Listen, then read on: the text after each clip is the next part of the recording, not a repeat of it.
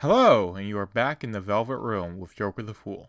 This is our 61st episode, and today we'll be discussing the NHS kind of protecting children, and they'll never tell you how they spend your money. So we're going to get right into this, and we've got a little bit of, I would say, I don't know, breaking news. It's very relevant for the next writing project that I'm doing, a nonfiction book on gender ideology. So I just had to talk about this, and it's no more puberty blockers for children, says NHS England. This is an article from New Statesman. I just read out the headline for you, and the main takeaway is that there is not enough clinical evidence to support the safety of the drugs. And the clinical evidence that I've found in looking over the course of puberty blockers is that these are harsh pharmaceuticals that are extremely bad for your health, regardless of what age you are. And this goes more so if you're a child and your endocrine system is developing, as they're called gonadotropin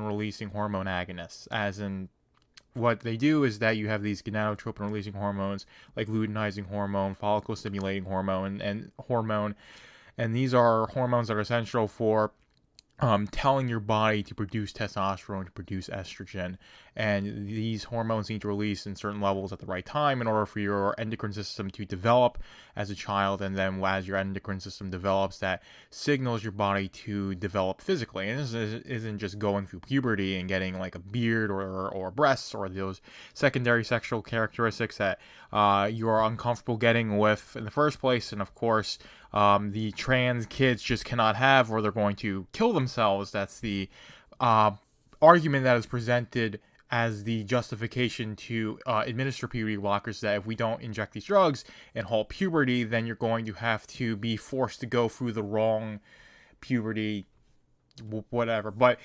when you prevent your endocrine system from developing, there's all of these other biological processes that just do not happen, or don't happen to the degree that they need to in order for you to develop completely as a human being. Because puberty is an essential biological process for you to be a healthy adult, to develop as a healthy adult. And it's an objective, inarguable fact, and to stunt that artificially is going to have plenty of health problems in the short term and the long term. And it's not just this artificial pause button where you can just say, hey, like you're watching Netflix, you just pause, you go back, you press play, and then it resumes like it never happened. Once you stunt that development for any period of time, and then you try to restart it again, you're not going to experience that development again. It's not like you can be a 12-year-old, halt puberty, and then at 16 you can be like, oh, well, I actually want to be a boy, or I want to be a girl, and then you stop these drugs and you just develop as if you normally would. It's not how it works, and it's being presented as how it works to a lot of people. But essentially, the NHS is transitioning from the, I guess, gender identity development service to a new way of caring for these trans kids. And also, this isn't a necessary a ban on puberty blockers. This is just them saying we aren't going to administer them. We would have to have a clinical trial to study if these drugs, one, actually work, and if they're ethical to use, although that study being approved has its own ethical problems. So I'm not even sure if they're going to be able to get any information to prove that's going to be used. So this is definitely going to decrease the use of puberty blockers. This is definitely a great thing for the NHS to do, as in it sets the tone. This shifts the Overton window to more on the side of saying that puberty blockers aren't something that should be administered to children at all. That's the conclusion that I've come to in the medical literature that I've looked at and all the information that I know. But these drugs are still going to be available privately in England. They're still going to give them to, I guess, 16-year-old boys that are taking estrogen to transition into women, because estrogen on its own isn't enough to suppress testosterone, especially when you're when you're a pubescent male and your testosterone levels are spiking and at their highest. In order to suppress that, you need the GnRH drugs, you need the puberty blockers. I suppose the anti-androgens that they have are enough as well, but the GnRH Lupron is the most well-known drug, but it's a class of drugs that spike your GnRH, your body's ability to produce GnRH, and then it just tanks.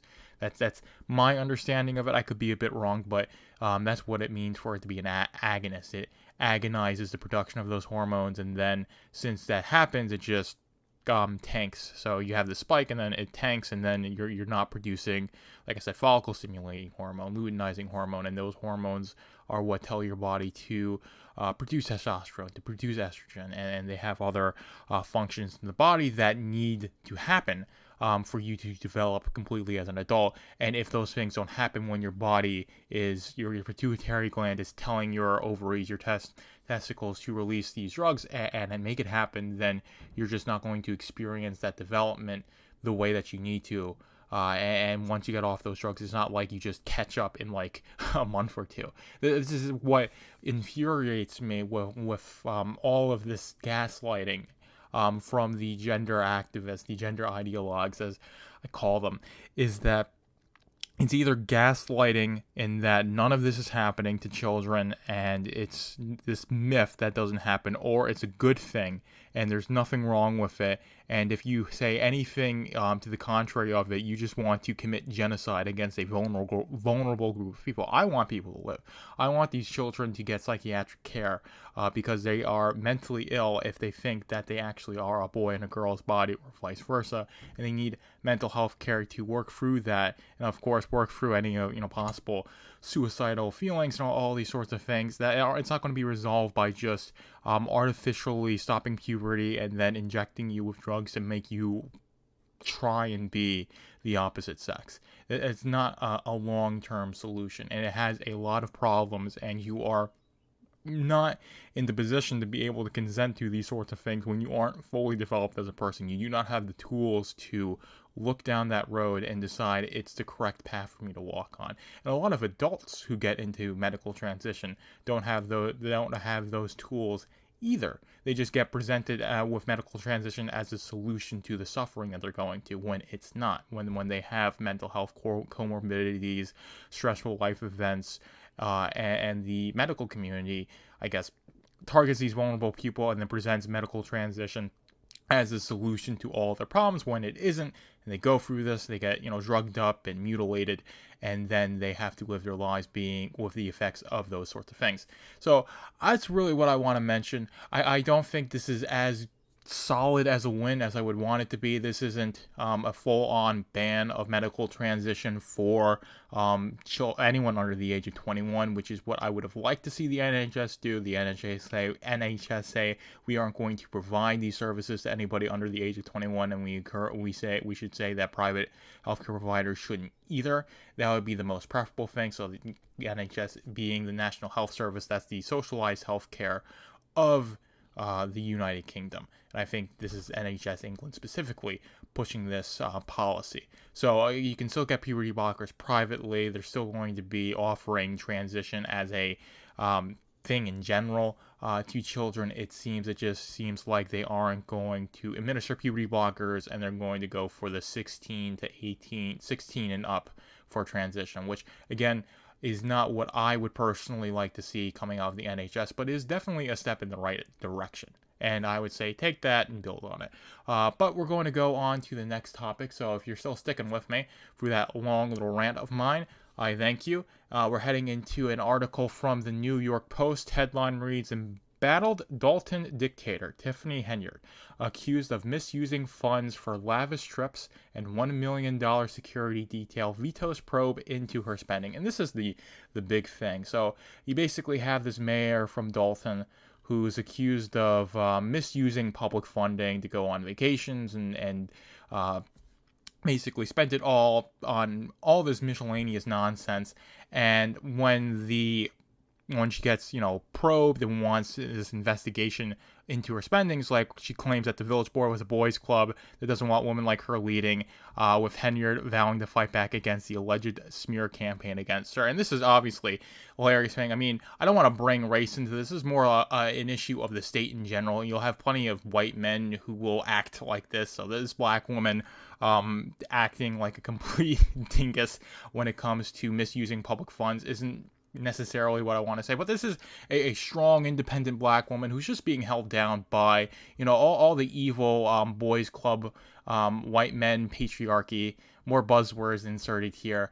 But basically, if you are acting completely legitimately, morally, then you would have no problem bringing out the spreadsheets, bringing out the accounting book and saying, here's what the spending was like. As you can see, all the expenses are itemized. It was all stuff that should have been spent, but no, she most likely did do all the things she was accused of. She misused the funds as egregiously as she's being accused of, and she doesn't want to be caught red-handed, so she's just going on to identity politics and playing this whole game of saying, I'm this good person, and of course you have this power to veto things, to protect yourself. So this is the issue that I have with the state, is that once you have the taxpayer money, you're just getting it by default because you have to pay your taxes or else you're a criminal. That's the cultural precedent that exists. That's the way the state operates. Now, of course,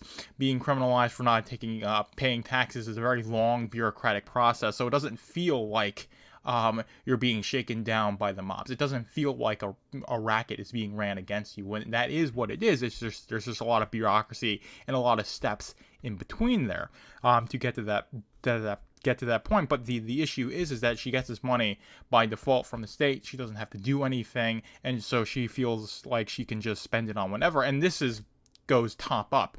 This is a town in Illinois. The federal government does this the same thing, basically, with all these omnibus bills that they spend, the inflationary stuff that they do, the fact that you have like the Pentagon has $1 trillion in accounting errors.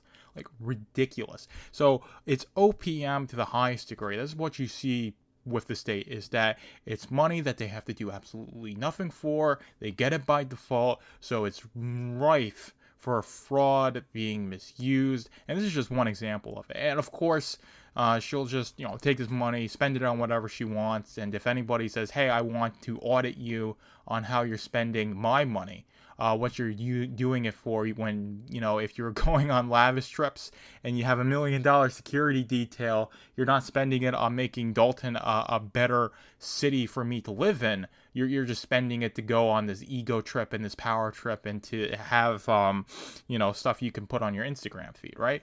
That's my issue that's one of my fundamental issues with the state. And this is an issue that a lot of people have. It's just they can't vocalize it, or they can't think through it, because you have this viewpoint that the state needs to exist, that there's a certain level of taxation that needs to be imposed onto society in order for it to function properly. You can't privatize what the government does, yada yada. So taxation has to exist and the bureaucracy has to exist.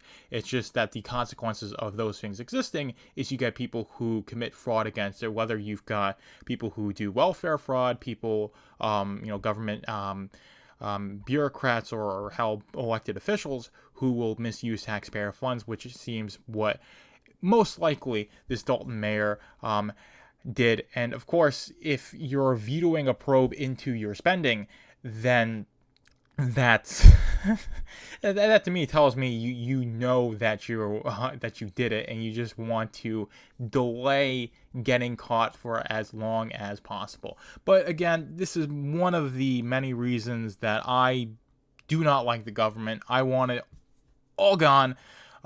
Cannot be any more against taxation, and it's just like I said, another reason for me to be against taxation and for you to be against taxation. And I think I will leave it there. Hopefully you enjoyed this episode. There will be another episode of this podcast, episode 62, but that is for paid members only. So if you love this podcast and you want to listen to more of it, head over to velvetroompublishing.com and become a paid subscriber today, heading into the outro now. Thank you for being in the Velvet Room with Jokerthefool. Be sure to like, comment, and subscribe, whether you're listening on YouTube, Rumble, Odyssey, or Substack. And be sure to subscribe to my Substack, velvetroompublishing.substack.com, to keep up with Machine to Man and all my other projects.